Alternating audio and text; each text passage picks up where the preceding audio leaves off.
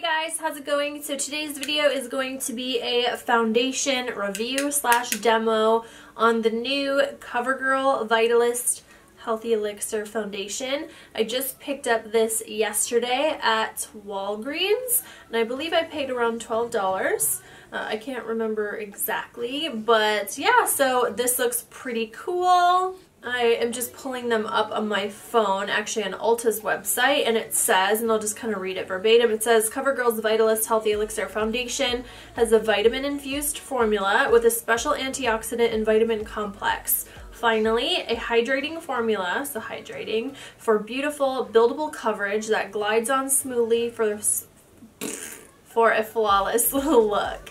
This special antioxidant and vitamin complex plus SPF 20 work together to make your skin look healthy all day. Has some of the benefits listed as it gives your skin a luminous glow, and we're going to kind of check all these out, right? It says it's available in multiple shades from light to deep. I would say more in the light but not super light to medium deep range. I think there's like one shade that I would maybe consider deep. We'll talk about that later. It's oil free, so that's great, and it minimizes the appearance of oily shine, which is kind of, you know, it says it's supposed to be like a dewy finish, so how does that differentiate, right? And then it's a lightweight formula. So I am going to, which I already have, spoiler alert, jump into the demo here in a moment, and we're going to kind of check all those claims out and see what this foundation is like on my skin in particular. I didn't know that they were coming out with a new foundation. There's a hair in my eye.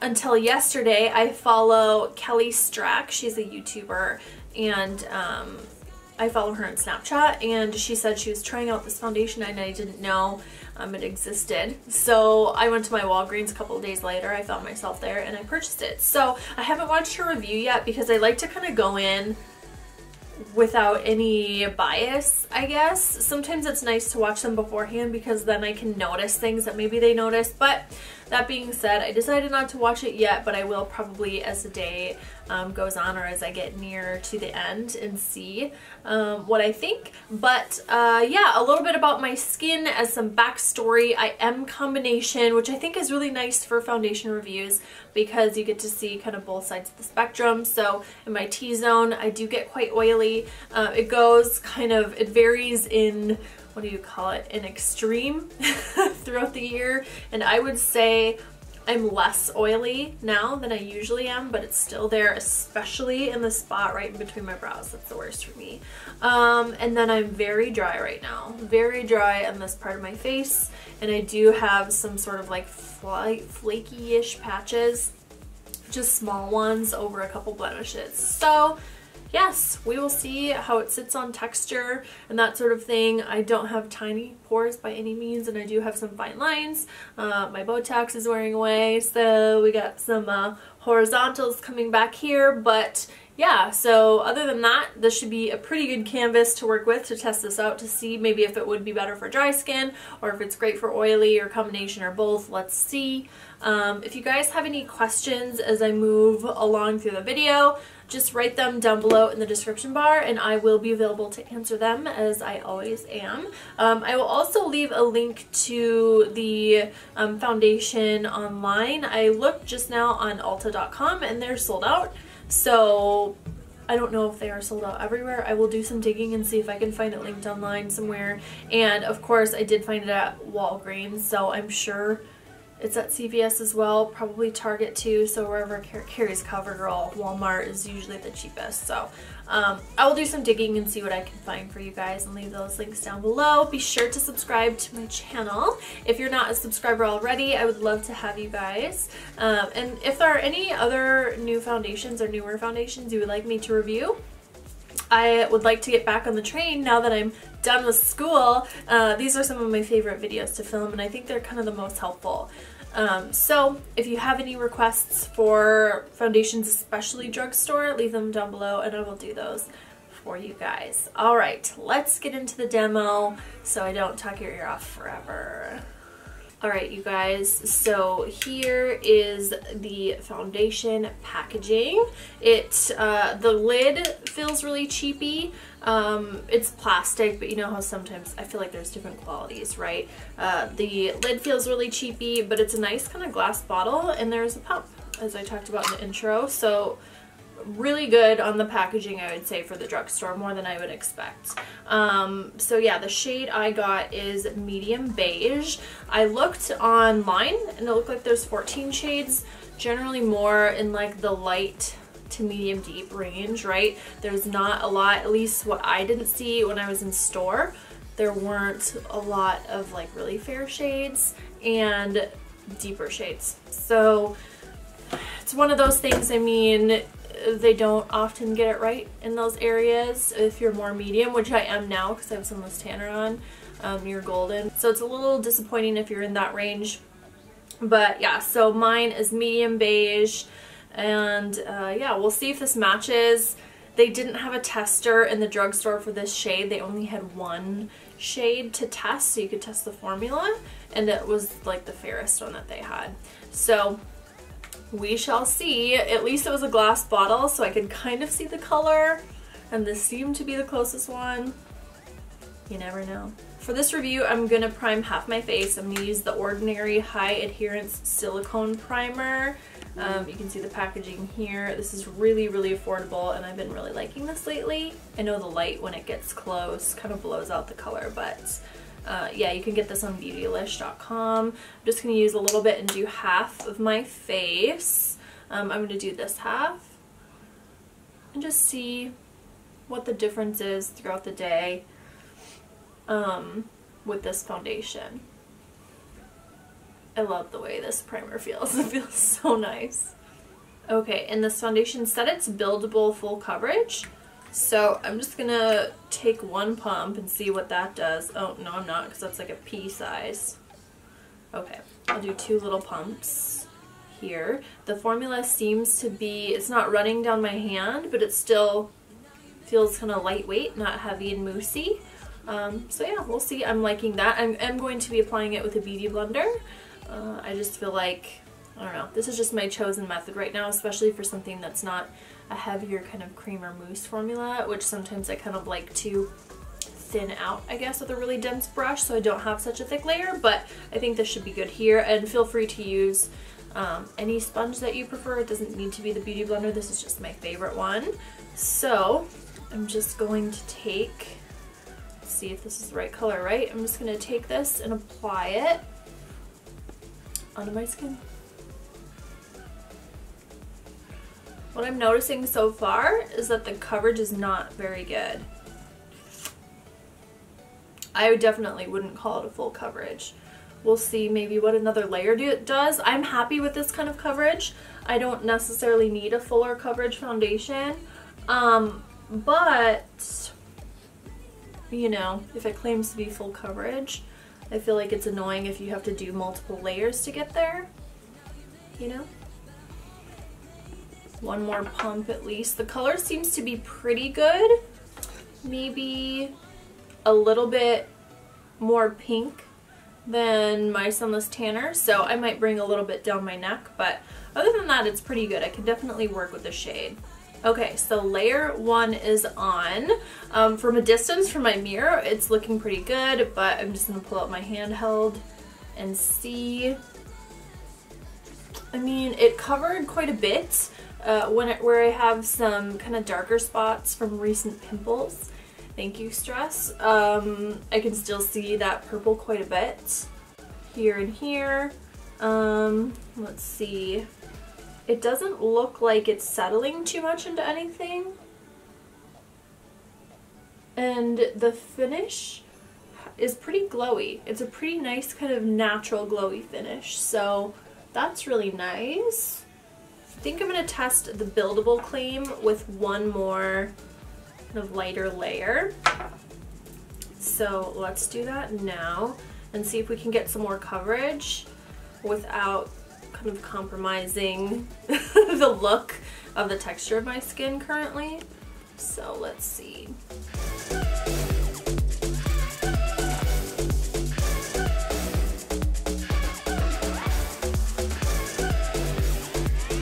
Okay, so I have another layer on, and that definitely did give me more coverage. Let me compare both sides. I mean, it looks really good currently, but it hasn't dried down yet.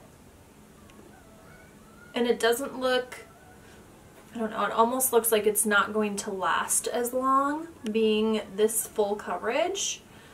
Just the way it's kind of sitting on top of the skin. So I'm just going to work this in a little bit more until it dries down, just to make sure that everything's really smooth. Then I'm going to do an even lighter layer just to balance it out over on this side. Just because, I don't know, I feel like this is going to be too much. One thing I noticed that when I'm applying this, until it's fully kind of dried down or set, sometimes your sponge will kind of pick up a little bit of product, so you need to make sure you really smooth out everything. So a little bit of a con, but that's not unheard of whatsoever in foundations, just kind of pointing it out, right? Okay, so we have 2 layers applied. I'm pretty full coverage as far as that goes. It looks pretty decent, but I will say, kind of looking at it close up, and I'll give you guys a close up, I'm not extremely happy with how it's laying. I just feel like this is something that may look good on me for an hour or so, and then once it starts to like really set and my oils start to come through, it's just gonna kind of grease off. That is just what I'm guessing is going to happen just by how it's sitting, right? And the way the formula looks on my skin. So we shall see. Hopefully I'm wrong, because I always love to find new drugstore foundations that work really well, right? So let's see. I'm going to do the rest of my makeup so I don't look like such a ghost, and I will check back in. I'm going to kind of take my time with it so I can do a check-in after and let you guys know how I'm feeling. Alright, you guys, we've got 9:19. My makeup is finished. I did a couple things around the house, so it's been about an hour. So we started at, we'll go 8. We'll go about 8, right? And I don't know, one thing I wanted to mention quickly when I was applying my makeup, my concealer and everything else, I hope I'm not overexposed. Am I overexposed? That would be a huge bummer. Anyway, when I was applying my concealer, which by the way, I just used the Maybelline Instant Age Rewind Concealer and Neutralizer. I've been actually liking this again and using it quite a bit lately. So when I applied it, and I just used a tiny bit just right under here, it kind of peeled off my foundation on this side. It wasn't anything too damaging. I just kind of took my nail and just kind of like picked off the little pills, you know, and like flung them away, but it kind of kept doing it on that side. And keep in mind, this side is the one that I didn't use primer on. So I don't know. I'm curious to see if that was maybe it interacting with my moisturizer that I had used underneath, maybe, but I've never had that happen with actually any foundation that I can think of. So that was a little strange, especially with the moisturizer that I've been using, and I've been using this one forever. It's the Ofra Wanderlush foundation. It's just the one moisturizer, I'm sorry, it's just the one I chose. So that was a little strange, but it didn't do it on this side, at least not very much. I had a tiny bit down on my neck, which again is a spot where I didn't have the primer. So, a little weird. As far as how it looks, I really like at least how it looks in this mirror. I feel like everything looks kind of smooth and nice, and it has a really nice kind of natural finish. I do prefer a more matte finish just because I have things like, you know, these lines here and some like whatever, just I'm getting old, you know what I mean? So everything's not so smooth. So when I have all these bright lights and a more dewy foundation, it just kind of like amplifies those things. That being said, that's just me picking myself apart. In person, I really do like a nice kind of natural dew look. That being said, when I get closer, it is kind of borderline cakey. A little bit more than borderline, actually. I don't know. I did use a light dusting of powder, really light, just where my concealer was, and then in the very center of my forehead. a little bit of bronzer, so there's powder there in that area. So there is a little bit of powder on, and it looks better than it did without the powder. It looks a little bit smoother, a little bit more natural. So we'll see how it goes. Now that everything else is done and I've set my makeup, I gave you guys a close-up before. I will give you another one so you can see the texture of my skin. Not my favorite so far, I won't lie. But that might change throughout the day. Some foundations just get better with time, so here's to hoping, because I really had high hopes for this. And here is a close-up of my foundation currently.